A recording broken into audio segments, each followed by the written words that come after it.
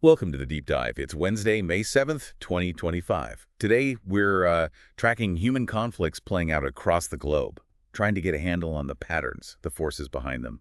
I'm Nick. And I am Pi. We've processed a lot of data, a wide range of sources, really, to bring you a briefing on several key hotspots. We'll highlight what we see as the major developments and where things might be heading. Let's kick things off with something that might sound a bit strange at first. The growing threat of international terrorism aimed at China. Terrorism and China. Yeah, there's an analysis in Defense One, we'll link it for you, arguing that as China's global reach expands, think the Belt and Road Initiative. They're huge infrastructure projects, right? Exactly. As that grows, China itself becomes a more attractive target for global terror groups. Huh. That is interesting because, well, don't the numbers tell a different story? China's current terrorism index score is actually pretty low, isn't it? It is. According to the Institute for Economics and Peace for 2024, it was below 1.9, very low. And casualty numbers inside China seem low, too, at least recently. What was it, between 2016 and 2019? Right. The Global Terrorism Database recorded 31 deaths and 108 injuries in that period from terror incidents. And the last really major attack inside China was way back in 2015. So how does that square with this idea of a rising threat? Well, that's the crucial point. China has poured resources into counterterrorism since 9/11, international cooperation, strong domestic intelligence, new security laws in 2015, that 2024 white paper. Which critics often link to the suppression of the Uyghur population, right? Yes, there's definitely that overlap. China justifies those laws as necessary for counterterrorism, but the Defense One analysis argues this domestic focus has limits when the threat comes from outside. Okay, so radicalization happening elsewhere, training camps abroad. Exactly. And targeting Chinese people or Chinese projects globally, it suggests a potential shift, Big global players become targets because of their global footprint, no matter how tight their security is at home. So where are these external threats coming from specifically, according to the analysis? Several key regions. First, Syria. The coalition there under President Bashar is fragile, and it includes Uyghur Muslims in the diaspora. Some might be radicalized. And existing groups, too. Yes, like the Turkestan Islamic Party. Their leader was quoted making a pretty direct threat against China. Something like, Chinese disbelievers will soon taste the same torment as others in Syria. Chilling. Where else? Afghanistan. Specifically ISK, the Islamic State Khorasan branch. We've seen attacks on Chinese interests there. The hotel attack in 2022? That one, yes. And an attack on a delegation in 2023. And just this year, a Chinese mining employee was killed. And their propaganda reflects this focus. Increasingly, yes. It highlights what they call China's oppression of Uyghurs. And they're also threatening Belt and Road projects in Afghanistan mining pipelines. It seems like a way to undermine the Taliban government by hitting their potential revenue sources. And Pakistan. That's always been a complex spot for Chinese interests. Right. Definitely. You have the long-running Baloch insurgency. Groups like the Balochistan Liberation Army, they see BRI projects and resource extraction as exploitation. And they've targeted Chinese nationals working there. Repeatedly. Pakistan even set up a huge, 12,000-strong security force back in 2015 just to protect Chinese projects.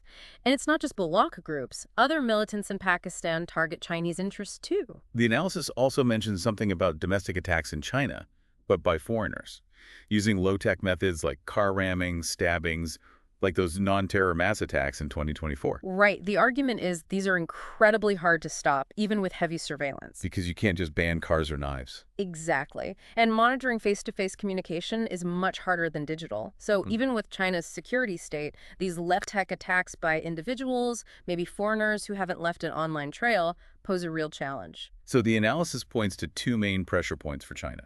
The first is the Uyghur issue. Yes. China's treatment of the Uyghurs generates global condemnation and can be used by extremist groups for recruitment. The idea that persecuted groups can inspire global resistance movements. Like the Palestinian cause, historically. Precisely. ISIS even threatened China directly back in 2017, featuring Uyghur fighters.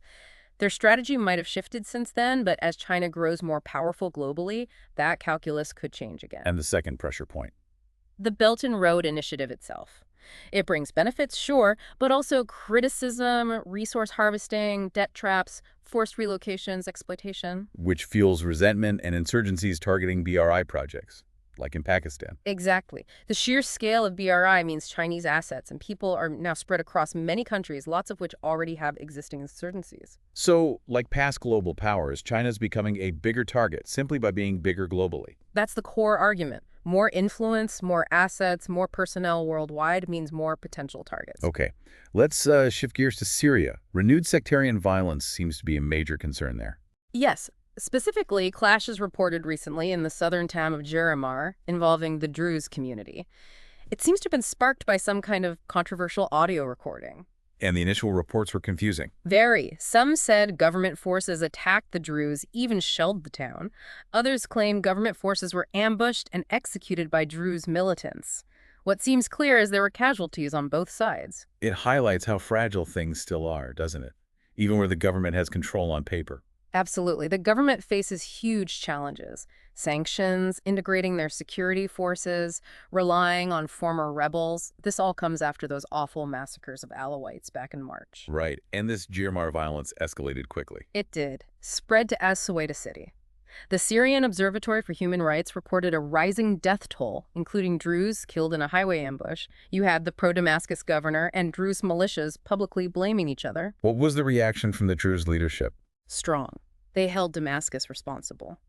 One prominent figure, Hikmat al-Hadri, even called for international intervention, warning of potential genocide. Another commander suggested the audio recording was faked to start the violence. But the government response this time was different. Yeah. More visible than after the March attacks. It appeared so, yes. More forces deployed, security zones set up, meetings with Druze leaders, promises of investigations. And Druze leaders condemned the recording, too. Yes, prominent leaders did. They even offered to help bring any rogue militants in their own community to justice. And a Sunni cleric called for calm, warning against revenge attacks. Then there's Israel's involvement. An airstrike. Yes, Israel struck what it called an extremist group planning attacks on the Druze, framed it as a warning.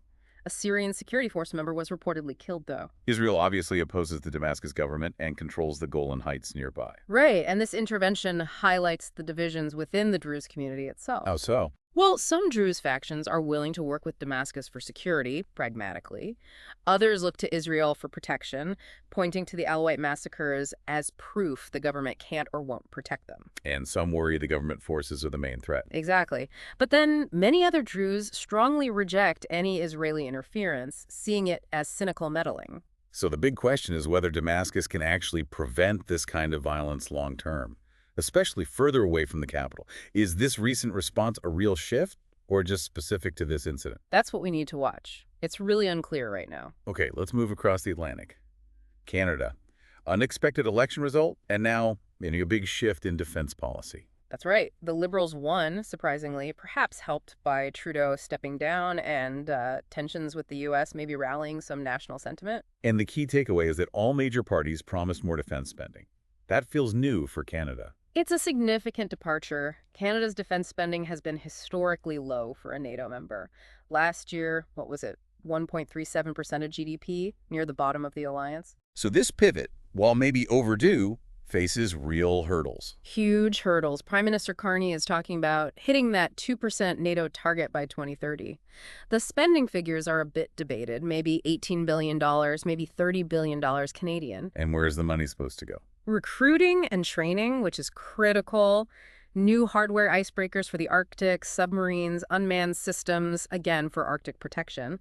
Plus AI and quantum computing investment. It's planned as a phased rollout. But the military has been underfunded for so long. Can money fix it quickly? The national interest called it hollowed out. Exactly. That's the challenge. The Air Force fleet is aging. A leaked 2023 report showed huge percentages of Army, Navy, and Air Force equipment just weren't serviceable. If the public supports more spending, why hasn't it happened consistently before? Good question. Public support is one thing. Sustained political will and funding over decades is another. And frankly, a lot of this current push seems driven by pressure from Washington and NATO itself.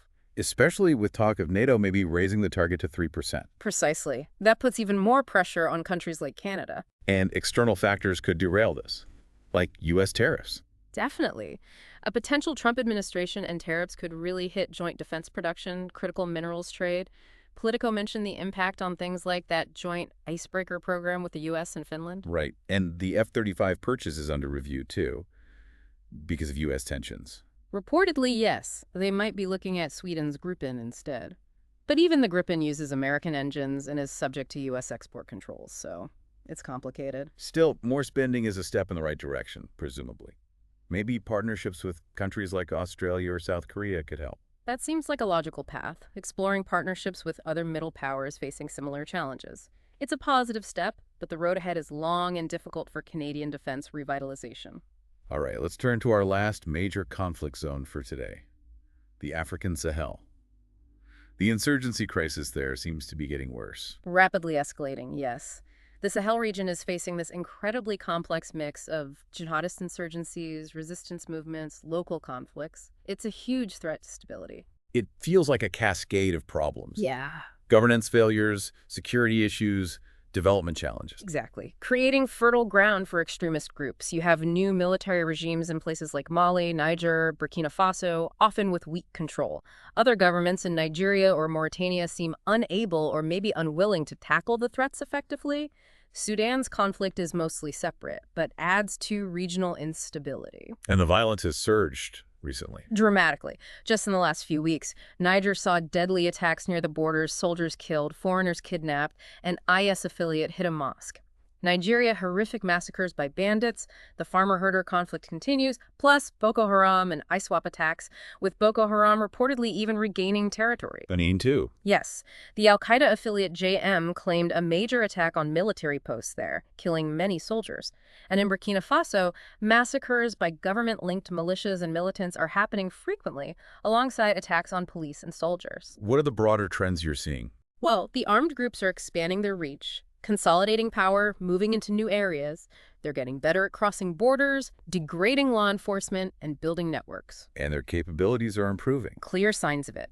Using weaponized drones now, exploiting regional rivalries, evading surveillance better, establishing strong local control in some places, like Boko Haram has done, integrating local groups like JNIM, and seemingly getting more funding, especially IS branches. And it's not just big attacks, but constant smaller ones, too. Yes, a constant drumbeat of ambushes, raids, intimidation that wears down communities. What's driving recruitment into these groups? It's complex. Lack of government services, weak or corrupt law enforcement, sometimes just basic survival in areas with few resources, especially with climate change impacts like drought. And regional powers are struggling to respond effectively. Severely limited capacity in many cases, lack of equipment, expertise. The military coups have hindered international cooperation, and in places like Nigeria, corruption and incompetence are still major issues. We're also seeing a shift in international players, right? Western powers leaving, Russia stepping in. Yes. France and the U.S. have reduced their presence, while Russian military support, often through Wagner or similar groups, has increased in some countries. Is the Russian involvement effective? The reports suggest, not really. Repeated defeats, often seen as more of a threat to locals than the insurgents, and heavily focused on getting access to resources.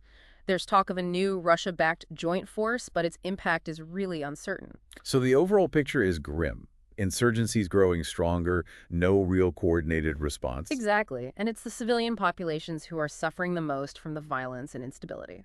Just one last brief point. That 2019 study about a potential India-Pakistan nuclear war in 2025. It's been getting some attention again. Yes, it outlined a hypothetical scenario. Oh. Major terror attack, escalation, conventional fighting, then Pakistan using tactical nukes, India retaliating with strategic ones, leading to global catastrophe. But there are discrepancies with current data.